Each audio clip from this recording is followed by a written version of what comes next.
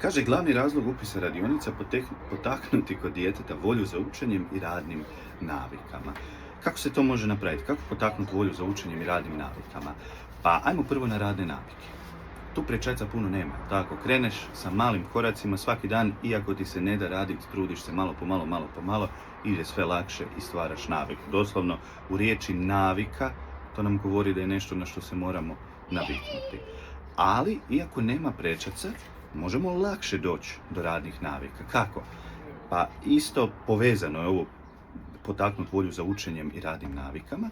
Radne navike ćemo lakše usvojiti ako nam učenje ide lakše. Zašto? Pa jer mi kao odrasli lakše i češće radimo, draže radimo ono što nam ide, jel tako? Zamisli da svaki dan sjeti se nečeg što ti ne ide u životu, vjerovatno to i ne voliš, i zamisli da te neko tjera da svaki dan to radiš.